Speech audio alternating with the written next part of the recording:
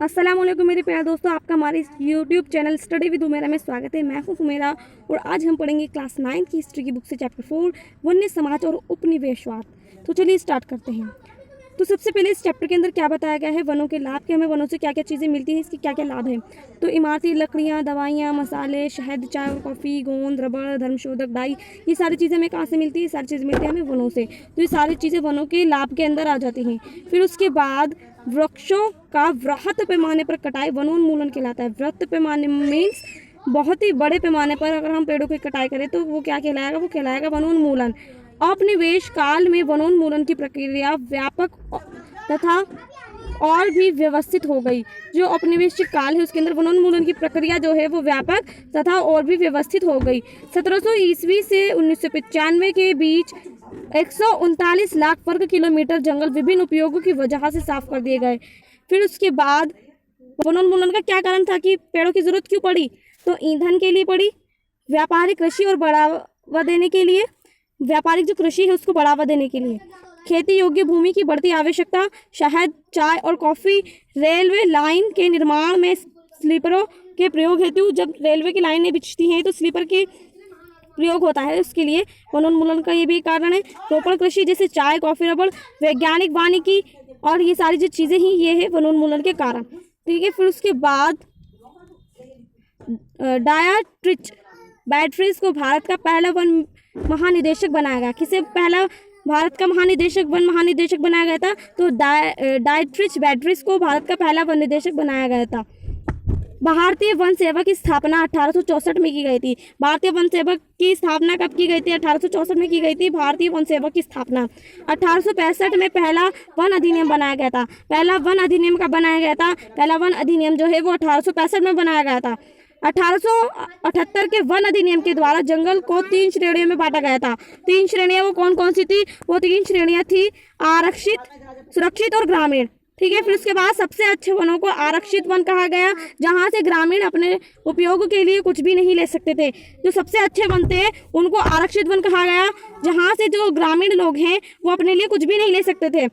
मकान बनाने के लिए या ईंधन के लिए सिर्फ सुरक्षित या ग्रामीण वन से ही लकड़ियाँ ले सकते थे, वह भी अनुमति लेकर। मतलब वो अपनी मर्जी से नहीं ले सकते थे कि उनका मन करा उनको उपयोग अब करनी है तो वो ले आए, बिल्कुल भी ऐसा नहीं होता था, बल्कि ये पहले अनुमति लेते थे कि क्या थे। फिर उसके बाद 1906 ईस्वी में देहरादून में इंपीरियल फॉरेस्ट रिसर्च इंस्टीट्यूट की स्थापना की गई, जहां वैज्ञानिक वानिकी पद्धति की शिक्षा दी जाती थी। कहाँ पर दी जाती थी वैज्ञानिक वानिकी पद्धति की शिक्षा, इंपीरियल फॉरेस्ट रिसर्च इंस्टीट्यूट में। ठीक है। 1906। फिर उसके बाद वैज्ञानिक वानिकी एक ऐसी पद्धति थी जिसमें प्राकृतिक वनों की कटाई कर उसके स्थान पर कतारबद्ध तरीके से एक ही प्रजाति के पेड़ लगाए जाते थे, लेकिन आज यह पद्धति पूर्णतः अवैज्ञानिक सिद्ध हो गई है। ये पहले की पद्धति थी, आज की वर्तमान पद्धति में ये नहीं है। फिर उसके बाद हम पढ़ें तो वन कानूनों का प्रभाव, जो वन कानून बनाए गए हैं उसके क्या क्या प्रभाव पड़े, तो लकड़ी का काटना, पशुचारण, कंदमूल इकट्ठा करना आदि गैर कानूनी घोषित कर दिए गए। फिर उसके बाद वन रक्षकों की मनमानी बढ़ गई। जो वन रक्षक हैं उनकी मनमानी बढ़ गई कि वो कुछ भी कर सकते थे। जलावनी लकड़ी एकत्रित करने वाली महिलाओं को असुरक्षित होना, रोजमर्रा की चीज़ों के लिए वन रक्षकों की दया पर निर्भर होना। जो रोजमर्रा की जो चीज़ें थी, अब लोग बाग जो है वन रक्षकों पर ही निर्भर रहते थे। घुमंतू खेती पर रोक लगा दी गई। घुमंतू चरवाहे की आवाजाही पर रोक लगा दी गई।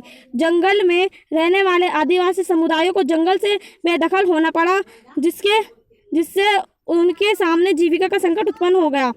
फिर उसके बाद अगर हम पढ़ें कुछ प्रमुख घुमंतू खेती के नाम व क्षेत्र, तो सबसे पहले स्थान की कहाँ कहाँ घुमंतू खेती की जाती थी और घुमंती खेती का क्या नाम था, किस जगह पर कौन सी किस नाम की घुमंतू खेती की जाती थी। तो सबसे पहले दक्षिण पूर्व एशिया में लादिंग नाम की घुमंतू खेती की जाती थी। फिर उसके बाद है दूसरे नंबर पर मध्य अमेरिका में मिल्पा नाम की घुमंतू खेती की जाती थी। तीसरे में है अफ्रीका में चिटमैन या तावी, श्रीलंका में चैना और भारत में छया, पैंदा, बेबल, नेबड़, झूम, पोड़ू, खद्दाद, बुमरी, ये सारी की जाती थी। कहाँ पर, भारत में। पेपर में ये भी आ सकता है कि सबसे ज़्यादा घुमंतू खेती किस क्षेत्र में, किस देश में की जाती है, तो भारत में की जाती है, इसका आंसर ये होगा।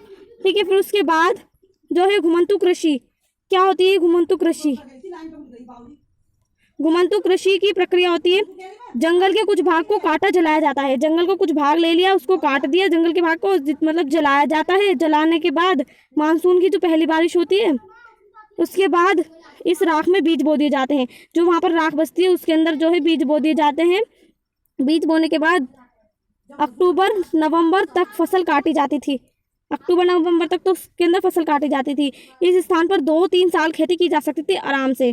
फिर इस स्थान को 12 या 18 वर्ष तक छोड़ दिया जाता था। जब खेती से वो काट लेते थे फसल, फिर उसको 12 या 18 वर्ष के लिए छोड़ दिया जाता था। फिर वो अगले स्थान पर चले जाते थे, यानी वो कोई दूसरा स्थान ले लेते। फिर उसके बाद हालांकि शिकार पर पाबंदी लगा दी गई थी, परंतु अंग्रेज अफसरों व नवाबों को अभी भी ये छूट मिली हुई थी। सिर्फ और सिर्फ किसको मिली थी? अंग्रेज अफसरों और जो नवाब थे उनको। जॉर्ज यूल नामक अंग्रेज अफसर ने अकेले 400 बाघों को मारा था। किसने मारा था अकेले 400 बाघों को? जॉर्ज यूल ने। ठीक है, ये अंग्रेज अफसर था, ये पेपर में पूछ लिया जाता है। ये शिकार मनोरंजन के साथ साथ अपनी प्रभुता सिद्ध करने के लिए की जाती थी, यानी कि मैं बहुत ही प्रभुताशाली हूँ, ये सिद्ध करने के लिए भी किया जाता था शिकार जो है। हिंदुस्तान में वन उत्पादों का व्यापार मध्यकाल से आदिवासियों द्वारा किया जाता रहा है, जिनमें हाथी खाली, सींग, रेशम के कोयले, हाथी दांत, बांस, मसाले, रेशे, घासे, गोंद आदि प्रमुख थे। अंग्रेजी शासक में व्यापार पूरी तरह सरकारी नियंत्रण में चला रहे थे। जो अंग्रेजी शासन जब चल रहा था उसमें जो व्यापार था वो पूरी तरीके से कौन चला रहा था? वो सरकारी नियंत्रण में चल रहा था। यूरोपीय व्यापारी कंपनियों को इसका एकाधिकार यानी इजारेदारी दे दिया गया तथा इन आदिवासियों को अपराधी कबीले के रूप में घोषित कर दिया गया। जो आदिवासी थे उनको किस कबीले के रूप में घोषित कर दिया गया? अपराधी कबीले। इन वन कानूनों के विरोध में कई सारे विद्रोह हुए, जिनमें प्रमुख विद्रोह थे ये जो है, ये इनके प्रमुख विद्रोह हैं, वन कानूनों के प्रमुख विद्रोह थे। और कौन से नेता ने विद्रोह करा था और किस स्थान का? तो सबसे पहला है वो है संथाल विद्रोह, जो 1855 से 1856 में हुआ था। और कौन से नेता था उस वक्त? सिद्धू और कान्हू थे। और संथाल परगना जो कि झारखंड में है। तो उसके बाद मुड्डा विद्रोह हुआ था 1898 से लेकर 1899, जिसमेम नेता थे वो थे बिरसा मुंडा। छोटा नागपुर झारखंड यहाँ पर स्थान में हुआ था ये विद्रोह। फिर उसके बाद रंपा विद्रोह 1879 से लेकर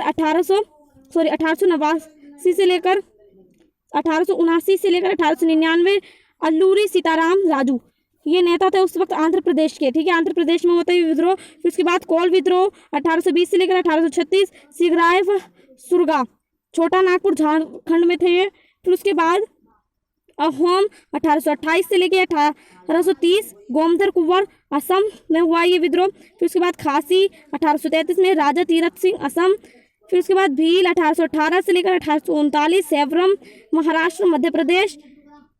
और फिर है आखिरकार रामोसी 1822 से लेकर 1829। चित्तर सिंह पश्चिमी घाट। ये सारे विद्रोह थे, विद्रोह के स्थान। और किसने करा था विद्रोह? कौन से नेता ने? यहाँ पर नेता के नाम। फिर ये यहाँ पर है कि किसके नाम से विद्रोह किया गया था। फिर उसके बाद 1905 ईस्वी में औपनिवेशिक सरकार में जंगल के 2/3 हिस्से को आरक्षित करने, घुमंतू खेती रोकने, शिकार व अन्य उत्पाद के संग्रहण पर पाबंदी लगाने पर प्रस्ताव रखा। बिस्तर के कुछ गांवों को आरक्षित वनों के इस शर्त पर रहने दिया गया कि वे वन विभाग के लिए पेड़ों की कटाई और ढुलाई मुफ्त करेंगे और जंगल को आग से बचाएंगे। बाद में इन गांवों को वन ग्राम कहा गया। जो बस्तर के कुछ गांव थे, जो उसके आसपास के कुछ गांव थे, आरक्षित वनों के आसपास जो गांव थे, उसमें जो लोग रहते थे उनको इस आधार पर या इस शर्त पर रहने के लिए दिया गया वन विभाग ने कि वो जो है वो आरक्षित पेड़ों की कटाई कर सरकार को दिया करेंगे और ढुलाई जो है मुफ्त में करेंगे और वनों को, जो जंगल है उसको आग से बचाएंगे। बाद में इन गांवों को वन ग्राम कहा गया था। ठीक है, फिर उसके बाद अन्य सभी को बगैर सूचना या मुआवजा दिए हटा दिया गया, जिससे विद्रोह फैल गया। बस्तर में इस विद्रोह के नायक थे गुंडाधुर। विद्रोहियों की सबसे बड़ी जीत ये रही कि आरक्षण का काम कुछ समय के लिए स्थगित कर दिया गया और आरक्षित क्षेत्र को भी प्रस्तावित क्षेत्र का आधा कर दिया गया। जावा आजकल इंडोनेशिया के प्रमुख चावल उत्पादक क्षेत्रों में आता है। यहाँ रहने वाले कलांग समुदाय के लोग कुशल लकड़हारे और घुमंतू किसान थे। जावा पर डचों का अधिकार था। किसका अधिकार था? डचों का जावा पर। डचों ने पहले जंगलों में खेती की जमीनों पर लगान लगा दिया और बाद में कुछ गांवों को इस शर्त पर इससे मुक्त कर दिया कि वे सामूहिक रूप से पेड़ काटने व लकड़ी ढोने के लिए भैंसे उपलब्ध कटाने का काम मुफ्त में कटेंगे। इस व्यवस्था को ब्लैक डॉग डिएंस्टेंस कहा गया। क्या कहा था इस व्यवस्था को? ब्लैक डॉग डिएंस्टेंस। ठीक है। फिर उसके बाद जावा में डचों द्वारा वन कानून बनाने के बाद क्या हुआ? जब जावा में डचों द्वारा वन कानून बना दिया गया, फिर उसके बाद क्या हुआ? तो ग्रामीणों का वनों में प्रवेश निषेध कर दिया गया।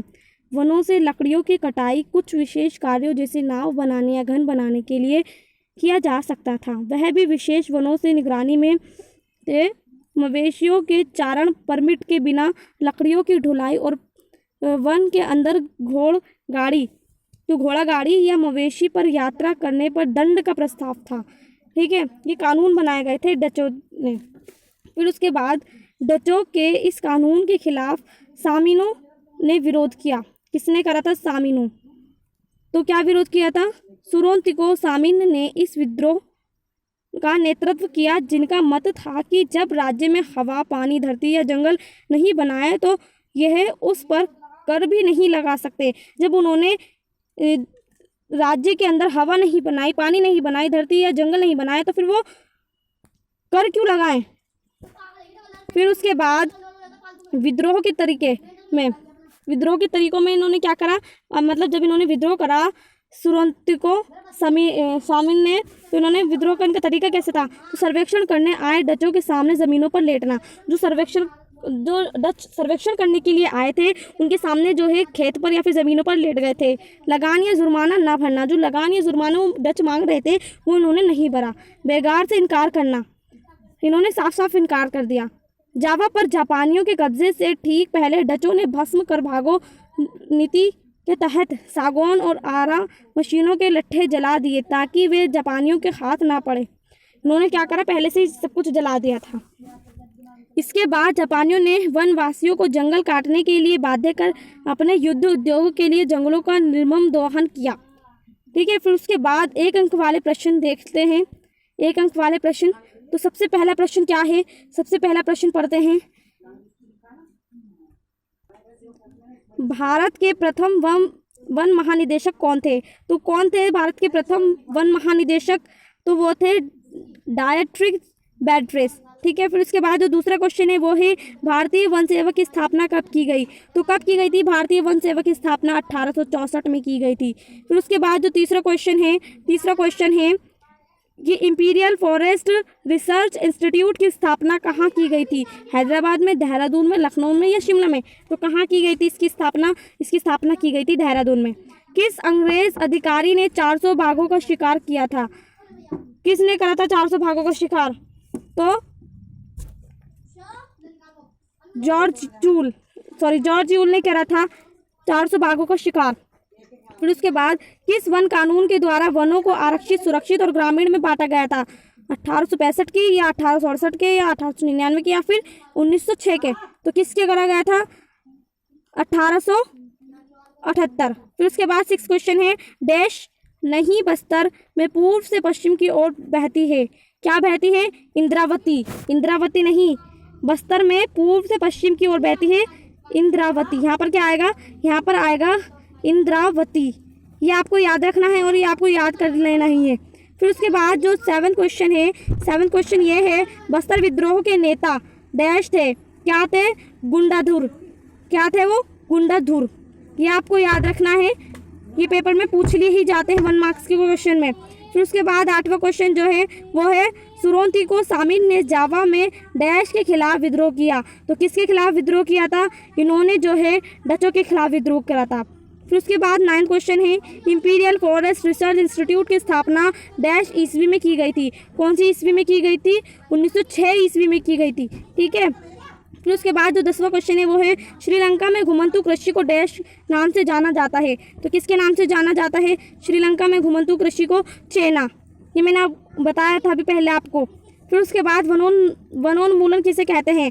तो वनों का बड़े पैमाने पर नष्ट करना वनोन्मूलन यानी वन विनाश कहलाता है। ठीक है, फिर जो 12वां क्वेश्चन है वो है वैज्ञानिक वानिकी किसे कहते हैं? तो वैज्ञानिक वानिकी किसे कहते हैं?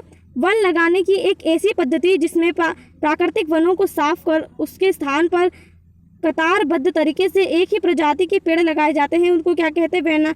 वैज्ञानिक वानिकी। फिर उसके बाद देवसारी क्या था? देवसारी?